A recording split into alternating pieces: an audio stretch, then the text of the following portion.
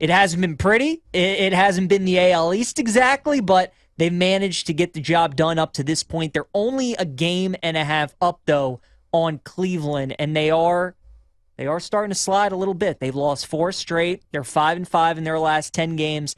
However, they are minus 400 to win the division, and they are minus 280 to make the playoffs, which is a little bit shocking to me that the gap is that big, because I think there's only going to be one team to represent the AL Central. I don't think that any of those teams are getting in as a wild card team. So if you like Minnesota to make the playoffs, I wouldn't bet the division price. I would just bet the minus 280 to make the postseason. Guardians are plus 250 to win the division, plus 200 to make the playoffs. Then you have the Tigers at 50 to 1 to win the division, 30 to 1 make the playoffs. The White Sox 250 to 1.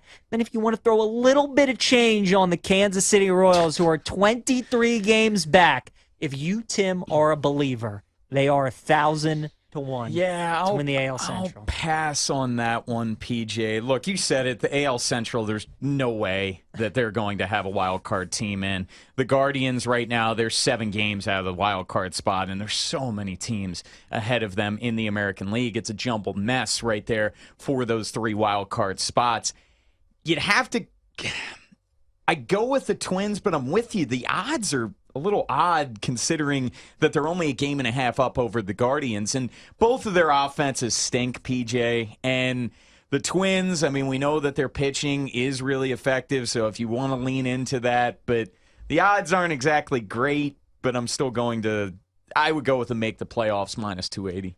I've been on the Guardians the whole season, and I'm still gonna ride with the Guardians. They're only a game and a half out. I don't love either team, but Cleveland did win 90 games last year. They have the better manager. I think both pitching staffs are about comparable. Minnesota's was awesome to start the year. I mean, Sonny Gray was great. Joe Ryan was great. Those guys have kind of fumbled a little bit, faltered a little bit here in their last couple starts, maybe over the last month or so of the season. We know Cleveland's got great pitching. You really mentioned it. It's just going to be about which offense hits the last 2 months of the season. I mean, that's what it really comes down to.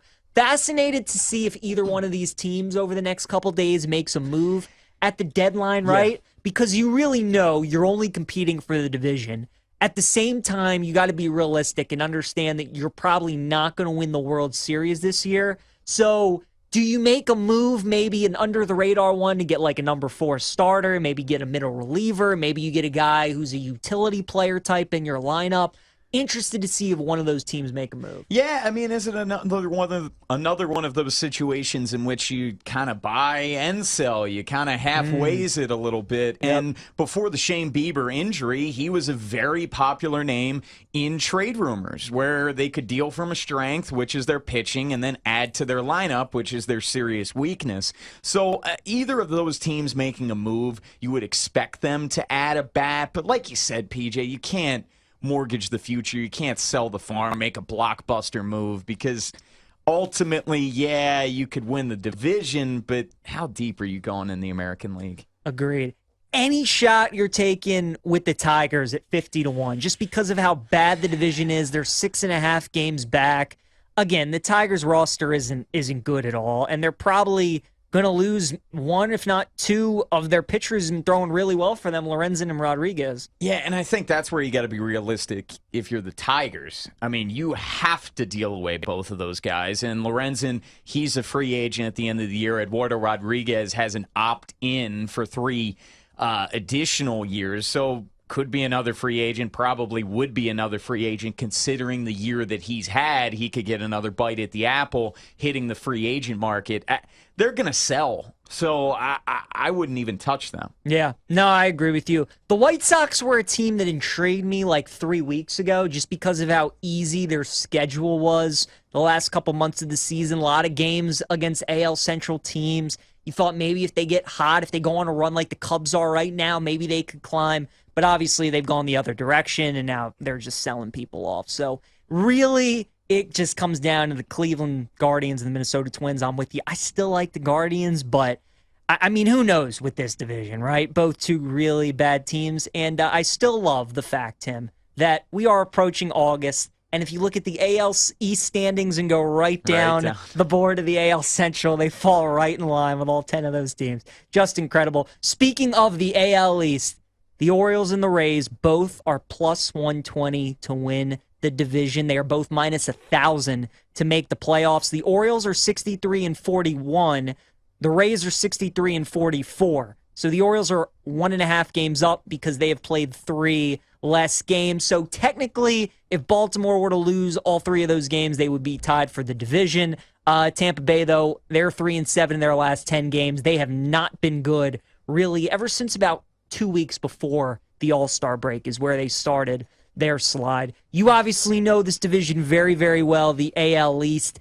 Even though the Red Sox and Yankees are 7 and 8 games back, respectively, it does feel like it's just a 3-team race at this point with the Orioles, the Rays, and the Blue Jays. Who would you take to win this division? We did a segment last week, PJ. I think the Yankees and Red Sox both missed the playoffs. I agree. And the Red Sox are playing good ball right now, but we know their issues, and it's pitching. That lineup can match. Their offensive numbers are right up there in baseball. The Yankees, I mean, you look at their numbers, and really, who scares you really in that lineup outside of Judge, who homered yesterday at Camden Yards? When he plays the Orioles, he scares me. He owns the Orioles. He does. 39 home runs against the Orioles. That's the most home runs against any team that Judge faces. But it's such an interesting division. And you go back just last week, hosting this show, Sunday's Bets, and it was the Orioles at the Trop, playing a 4-game series. O's took 3 of 4.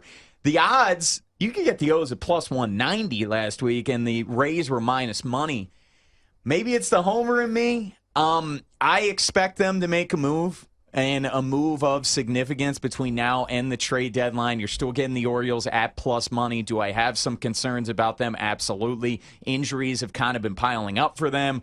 Aaron Hicks, Cedric Mullins, they've both been out of the lineup. But Mike Elias, he met with the media on Friday. He expects both of them back and both of them to play the majority of August. I just think the Rays are they've been in a downward trajectory, PJ, where this Orioles team, they have the easiest remaining schedule of any of the teams in the AL East. Now, the team where you can get value is the Jays at plus 600 is very intriguing to me. But they're just going to struggle to get the tiebreaker over the Orioles because the O's have done so well against them, and the O's just need one more win against the Rays to have the season series over them, so they'd have the tiebreaker over Tampa as well.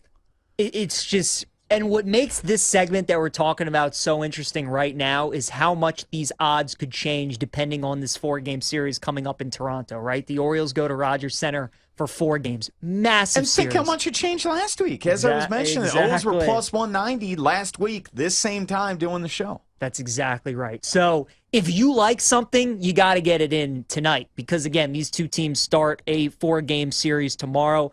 But one thing that I've just been so impressed with the Orioles about, Tim, they haven't played a team below a 500 record since they swept the Royals on June 13th. They swept Kansas City at home June 9th, 10th, and 11th. Since then, they have not played a single series against a team that is below 500. They're 22 and 17 in that span, and they have the easiest schedule remaining of all the AL East teams. We were talking about this at a break. The fact that, yes, on paper the schedule looks easy, but they're also playing games like, at San Diego, at the Angels, where it's East Coast teams going on the road. So on paper it might look easy, but, I mean, they're going to be some difficult games. Well, we talk about the reverse split. Well, not reverse splits, but the Rays, where they struggle on the road, they're dominant at home. The Orioles are even. 31 and 21 at Camden Yards, 32 and 20 best record away from Camden Yards in baseball, and they're 42 and 34 against teams with winning records. And what's huge about this Orioles team, they don't get swept, PJ. They have the longest streak of not getting swept in a 2-game series or more since World War II. It's been 73 consecutive series in which this team has not been swept. They haven't been swept in the Adley-Rutschman era.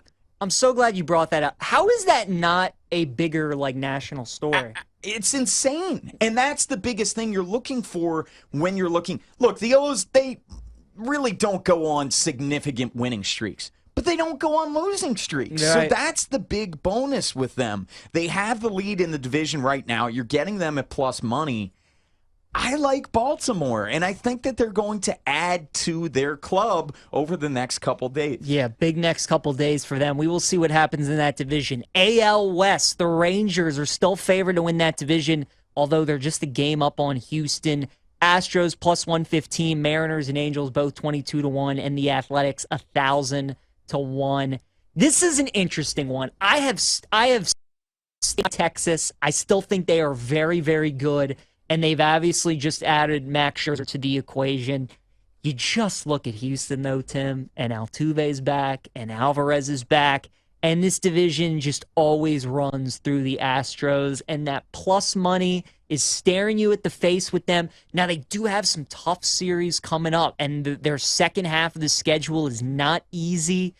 But with all the experience that they have and knowing what it takes to win games this time of the year, as great as the Rangers have been, a lot of their key players that they're going to be relying on, Tim. These kind of guys aren't really used to that pressure as we get towards the later stages of the season. I'm going to stick with the Rangers. There's no way I'm laying a minus 130 with them, but I wouldn't blame you at all if you took the Astros with the plus money. You get the defending champs with plus money. I'm rolling with the Astros at plus 115, and I love the Rangers, and they've been aggressive. They brought in Max Scherzer. They traded for Chapman already, and I would expect there to be another move for Texas. But this is the Astros we're talking about. They're getting healthy at the right time. That lineup is great. They can mash, and the pitching is strong too. I'm getting the Astros with plus money. I'm taking them. Fair enough. NL Central, this division has also been a lot of talk. Heading into the All-Star break, it was Brewers-Cincinnati. And everyone was on the Reds. And I said, you know what? Everyone's on the Reds. Everyone wants to root for the Reds. I'm going to take the Brewers. And it was looking good to start, but now the Brewers have kind of started to slid a little bit. The Reds are getting hot again, and then the Cubs have come out of nowhere. And now they're only 3.5 games back in this division.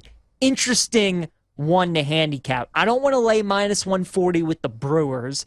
I don't really want to bet the Reds at plus 170 either. I don't think they're going to win it. To me, Tim, I think much like the Blue Jays in the East, I think the Cubs is the play here, plus 600. That's exactly what I was going to say. Cubs at plus 600, and this was a club before their that winning streak.